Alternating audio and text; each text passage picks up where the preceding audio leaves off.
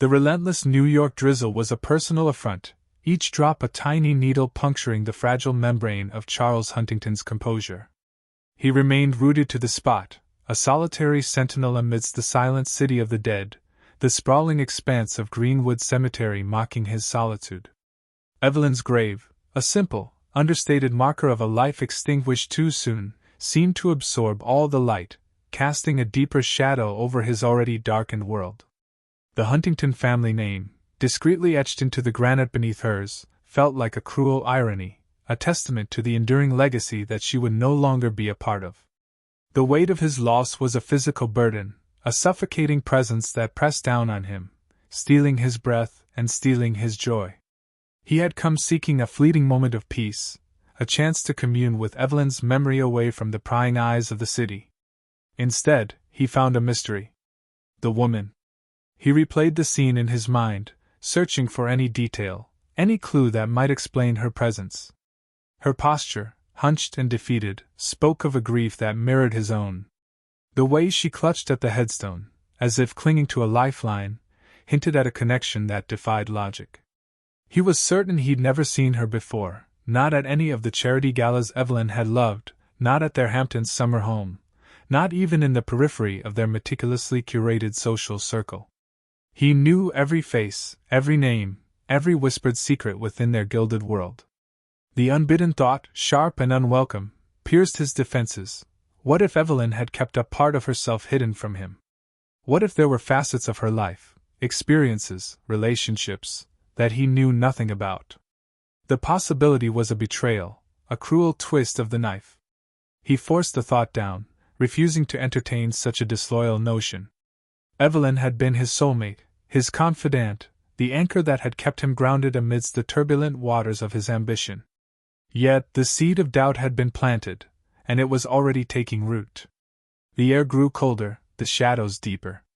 He started to move, his legs heavy and reluctant, driven by a compulsion he couldn't ignore.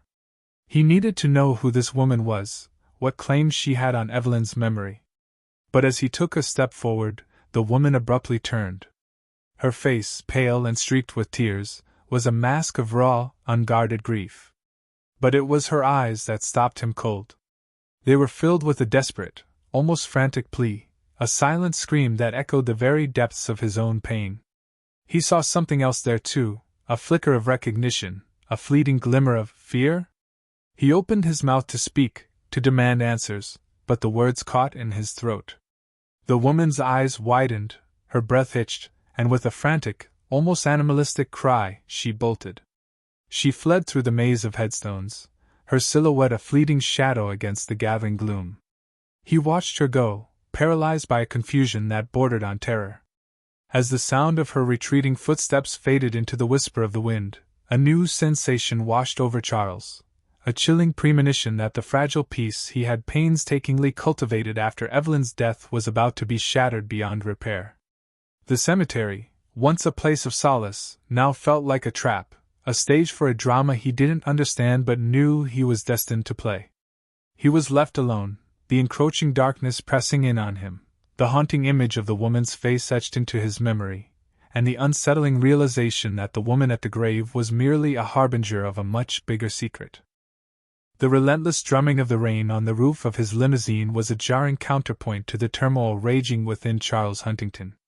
As his driver navigated the slick city streets, Charles stared out the window, seeing not the familiar skyline of New York but a reflection of his own fractured soul.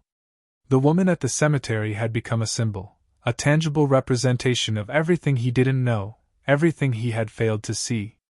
He replayed the scene again and again, analyzing every detail, every nuance of her expression. The raw grief in her eyes, the desperate plea for understanding, the flicker of fear, they haunted him, compelling him to unravel the mystery she embodied. The thought that Evelyn, his Evelyn, could have kept such a significant secret from him was a corrosive acid, eating away at the foundations of his memory, twisting the familiar landscape of their life together into something alien and unsettling. He had always believed their marriage was built on transparency, on a deep, unspoken understanding. He had provided Evelyn with the life she deserved, surrounding her with beauty and luxury, shielding her from the harsh realities of the world.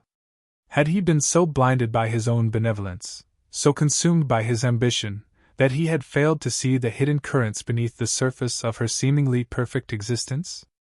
Had he mistaken her serene contentment for genuine happiness, failing to recognize the subtle signs of a deeper, unfulfilled longing? The questions echoed in his mind, each one a sharp shard of glass piercing his carefully constructed defenses. He had to know the truth, not just for Evelyn, but for himself. He couldn't continue to live in the shadow of doubt, haunted by the ghost of a secret that threatened to unravel everything he held dear. As the limousine pulled up to his opulent Fifth Avenue penthouse, Charles knew he couldn't delay any longer. He had to set his plan in motion. He needed information, and he needed it fast. He would start with Eleanor Vance. She had been Evelyn's confidante, her closest friend since childhood, a quiet, unassuming woman who possessed a shrewd intelligence and an unwavering loyalty. If Evelyn had confided in anyone about a secret child, a hidden love, it would have been Eleanor. But approaching Eleanor would be a delicate dance. He couldn't simply blurt out his suspicions, accusing Evelyn of deception and betrayal. He would have to tread carefully, probing for information without revealing his hand, gauging her reaction, and reading between the lines of her carefully chosen words. He would have to be patient, observant, and ruthless in his pursuit of the truth. The thought of confronting Eleanor filled him with a mix of trepidation and resolve. He knew she wouldn't willingly betray Evelyn's confidence, even in death. He would have to use all his charm, all his influence, to persuade her to reveal what she knew. And if charm and persuasion failed, he was prepared to resort to whatever means necessary to uncover the truth. The call for redemption had been sounded, and Charles Huntington was determined to answer it, even if it meant sacrificing his own reputation and shattering the memory of the woman he had loved. The fragile truce between Charles, Aurora, and Ethan was a delicate ecosystem, easily disrupted by the slightest tremor. While Charles and Aurora were tentatively building a rapport, sharing glimpses into their separate worlds, Ethan remained aloof, his acceptance of Aurora more intellectual than emotional. He attended her art shows, nodded politely, but kept his distance, his eyes often holding a flicker of unresolved resentment. Charles, acutely aware of the precariousness of the situation, walked a tightrope of his own making. He couldn't force Ethan to accept Aurora, but he couldn't allow their animosity to fester, poisoning the nascent bonds he was so desperately trying to forge. He tried to engage Ethan in conversations about Aurora, sharing stories of her talent, her resilience, her unwavering commitment to helping others.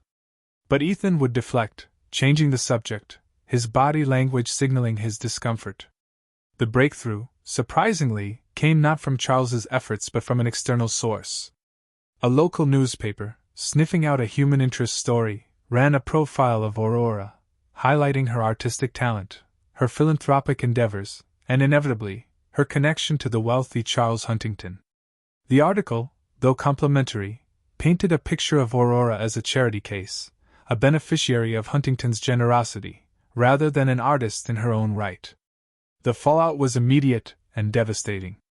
Aurora, fiercely independent and determined to make her own way in the world, was humiliated and enraged. She accused Charles of orchestrating the article, of using her as a pawn in his own personal redemption narrative. Charles vehemently denied the accusation, but Aurora refused to listen, her trust shattered. She severed all contact, retreating into her studio, isolating herself from Charles and the world. Ethan, seeing his father's genuine distress and Aurora's vulnerability, finally began to empathize. He realized that Aurora was not a threat to his family but a fellow victim of circumstance, a woman struggling to find her place in a world that had dealt her a cruel hand. He also recognized the depth of his father's commitment to Aurora, the genuine affection he had come to feel for her. He took it upon himself to repair the damage. He tracked Aurora down to her studio, offering not apologies but understanding. He spoke of his own struggles with grief and resentment, acknowledging the pain that Aurora had also endured. He praised her talent, her strength, and her unwavering commitment to her art. Aurora, initially resistant, slowly began to thaw under Ethan's genuine warmth and sincerity. She recognized the genuine empathy in his eyes, the shared pain that connected them.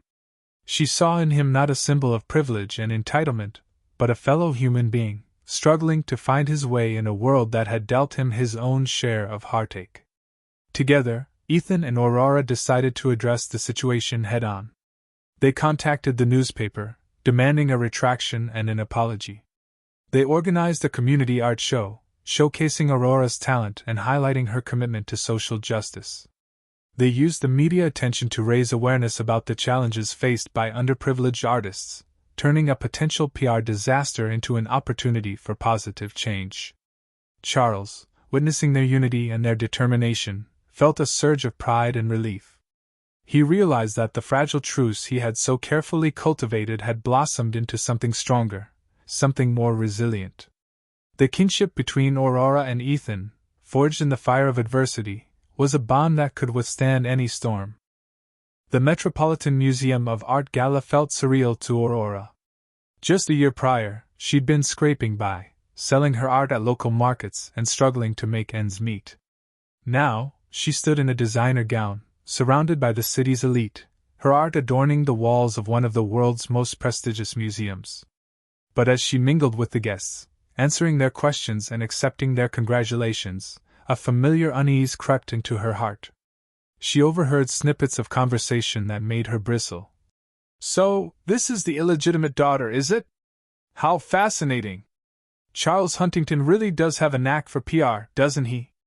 Turning scandal into philanthropy. Her art is, well, it's certainly topical. But is it good?" Aurora knew that some people still saw her as nothing more than a novelty, a curiosity, a product of Charles Huntington's guilt. She had to prove them wrong. She had to demonstrate that her talent was genuine, that her voice was authentic, that she was more than just a footnote in the Huntington family saga. She decided to channel her insecurities into her work. She embarked on a new series of paintings, exploring the complexities of identity, the burdens of legacy, and the struggle to find one's own path in the face of societal expectations. She experimented with new techniques, pushing the boundaries of her artistic style, determined to create something truly original, something that would silence the critics and solidify her place in the art world. Ethan, meanwhile, was grappling with his own set of challenges. He had landed a coveted spot in a prestigious music program, studying under a renowned composer who pushed him to his limits, challenging him to explore the depths of his creativity and find his unique voice. But Ethan struggled to reconcile his artistic ambitions with the weight of his family's expectations. Charles, though supportive, still harbored a secret hope that Ethan would eventually take over the family business. He would subtly steer conversations towards business matters, inviting Ethan to attend meetings, subtly suggesting that his musical pursuits were a noble hobby but not a viable career. Ethan felt torn between his loyalty to his father and his passion for music. He knew that Charles had sacrificed so much for him, providing him with every opportunity to succeed. He didn't want to disappoint him, but he couldn't deny the burning desire to pursue his own dreams, to make his own mark on the world. One night, after a particularly grueling rehearsal, Ethan found himself wandering the streets of New York, lost in thought. He stumbled upon a small, dimly lit jazz club, drawn in by the soulful music that spilled out into the night. He sat at a table in the back, nursing a drink, and listened to the band play. The music was raw, authentic, and deeply emotional. It spoke of heartbreak, resilience, and the enduring power of the human spirit. Ethan was moved to tears. He realized that music was more than just a form of entertainment. It was a language, a way to connect with others on a deeply personal level. He decided to embrace his musical calling fully, to dedicate himself to his craft, and to silence the doubts that had been plaguing him for so long. He wrote a letter to his father, pouring out his heart, explaining his passion for music, and expressing his determination to make a career out of it. He asked for Charles's blessing, but he made it clear that he would pursue his dreams regardless of his father's approval. Charles, reading Ethan's letter, felt a pang of guilt. He realized that he had been projecting his own desires and expectations onto his son, failing to see the true potential that lay within him. He knew that he had to let go of his control, trust Ethan's judgment, and support him in whatever path he chose. He called Ethan and told him that he had his blessing, that he would support him in his musical pursuits, and that he was proud of the man he had become. The conversation was a turning point in their relationship, solidifying their bond and paving the way for a future built on mutual respect and understanding. The journey from hardened CEO to empathetic father had been a long and arduous one for Charles Huntington, marked by painful revelations, humbling experiences, and a gradual shift in his priorities. He had spent most of his life focused on building his empire, amassing wealth and power, believing that success was measured in dollars and cents. But the events of the past year had shaken him to his core, forcing him to reevaluate his values and redefine his definition of success. The discovery of Aurora had been a turning point, forcing him to confront the consequences of his single-minded pursuit of wealth and power. He had neglected his marriage, prioritizing his business over his relationship with Evelyn, failing to see the hidden longings and unspoken needs that lay beneath her placid surface. He had also neglected his son, imposing his own expectations on him, stifling his creativity, and failing to recognize his unique potential. Now, he was determined to make amends, not just to Aurora and Ethan, but to himself. He began by slowing down, delegating more responsibilities to his trusted lieutenants, freeing up time to focus on his family.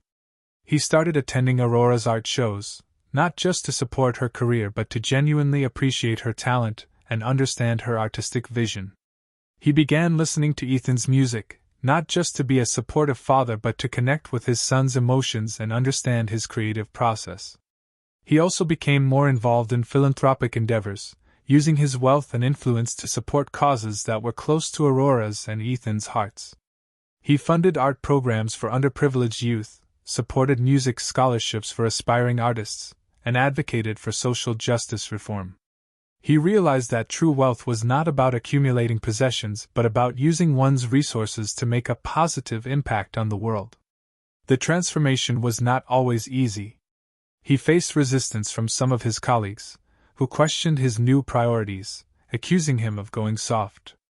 He also struggled to let go of his control, trusting Aurora and Ethan to make their own decisions, even when he disagreed with them. But Charles persevered, driven by a deep-seated desire to become a better man, a better father, and a better human being.